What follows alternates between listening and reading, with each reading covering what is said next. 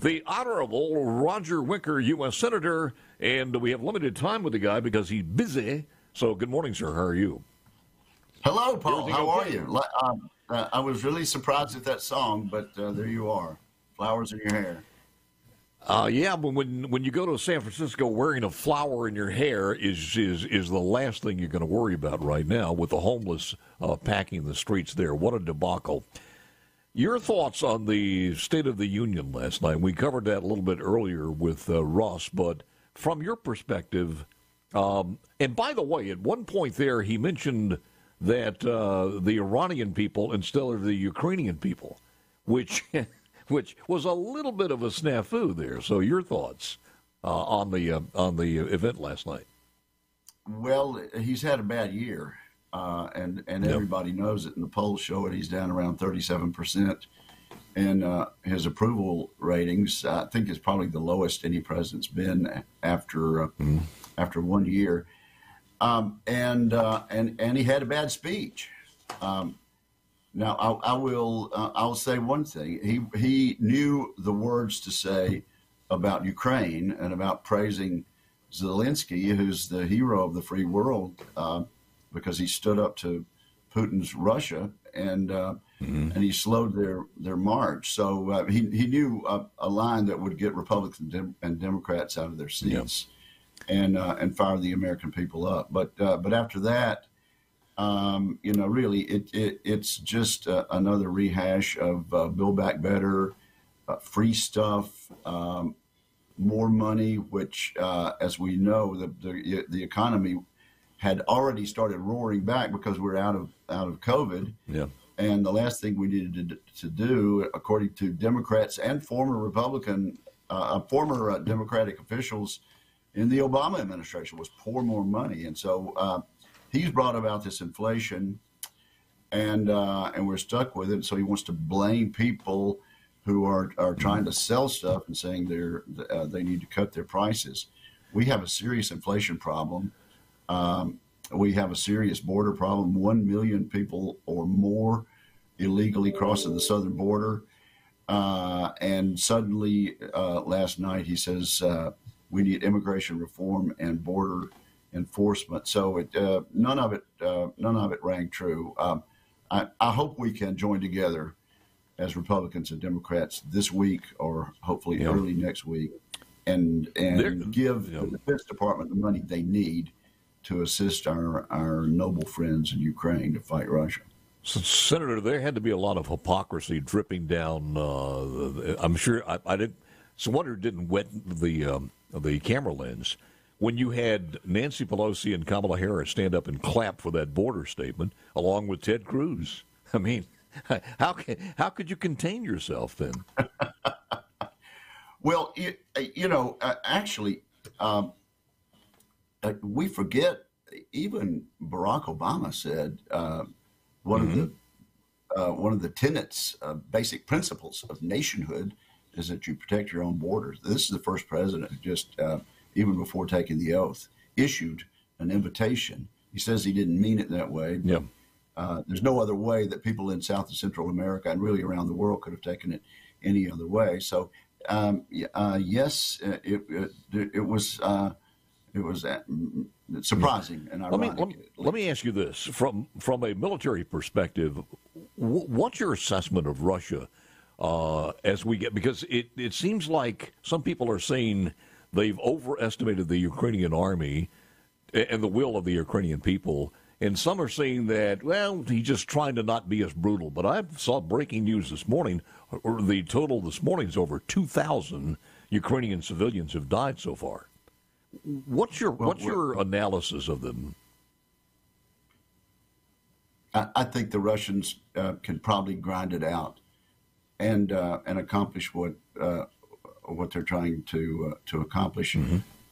But we can sure make it as hard as possible for them, and we can sure give Zelensky and the Ukrainian people the weapons they need to fight as hard as they can. What we need to remember this, Paul.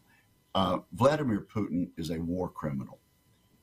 He showed that in Grozny, in his own Russia, in the Chechnya province of Russia. He showed that in Aleppo and Syria. He is willing to kill civilians by the thousands and thousands, and he's willing to do that in Ukraine. He's already shown that he is doing that. So our goal really should be somehow to get him deposed and bring him to a war trial, a war crimes trial in The Hague. That he is an international war criminal and needs to be hailed as such around the globe. And I think that's one of the reasons that a reluctant Western Europe has started saying that indeed we need to do more to help Ukraine. Why haven't we? Germany, after years and years of not doing what they're supposed to do in NATO, says they're going to give more than 2% to national defense and put it in the Constitution. So there's been a sea change, and I don't know. We don't know what will happen in Ukraine, but I'll tell you this: a week ago, just about a week ago in a day, when this thing started, our intelligence folks thought Kiev would fall within 2 or 3 days, and it hasn't. So let's hope and pray that our friends over there can stay strong, and let's give them everything they need to fight for their freedom. Why haven't we cut off the financial strings that allow him to use some of that money, and are we doing that? Again, the president made a great speech, had everybody cheering and clapping for Ukraine and for Madam Ambassador who was visiting with us. But yes, he still takes partial measures. It is absolutely it's beyond belief. I mean, if we were all in to keep our troops out of Ukraine, to keep us out of the fight, but to give our friends all the tools they need, why in the world didn't we dump the whole load before he did what he did? Because we knew he was amassing troops. But for heaven's sake, after the invasion began, which is now 6 days ago, by my calculations, after that we should have dumped the whole load. We're still allowing some of their international banking to go through, and I cannot understand why. It's the same type of hypocrisy as him saying, I'm doing everything in my power to relieve the pain at the pump, when it's the things that he's done that's caused this. Yeah, absolutely.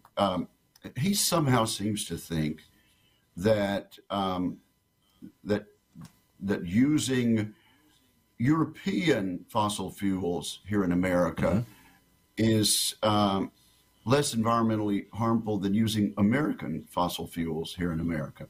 We're going to be using gasoline at the pump to get around for the next several years, for the next several decades. And when it comes to carbon dioxide, we do a better job of reducing emissions than anybody in the world. Why in the world would he think it's okay to use Russian fuel shipped through Europe here in the United States rather than using our God-given natural resources, which make us really the Saudi Arabia of the world when it comes to natural gas? It's again, he's great at leading a crowd cheering on Ukraine.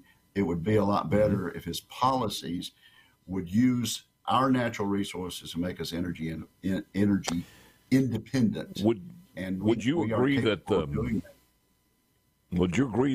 two things that Putin has done is, number one, he's energized and solidified NATO more than they were before this, and number two, he may get Ukraine, but he's done devastating harm long-term to the Russian economy. I mean, I had a story yesterday. Apple has halted all sales of its products in Russia. These are streaming in almost every few minutes. People will stop. Putin's vodka industry, one of the most prized in the world, is going to be devastated by this. But final thoughts. Got about 15 seconds. Well, Paul, I don't think he thought we would do it because he saw the disaster in Afghanistan. So I wish we'd do the full boat of sanctions. I wish we had shown better strength and better international leadership in Afghanistan. Well, now we have some words from the State of the Union, and if he doesn't back those, certainly not going to be any value in his favorability ratings after the speech. Always good seeing you, sir. Appreciate it very, very much. Thank you for much. joining us, and I know you got to go.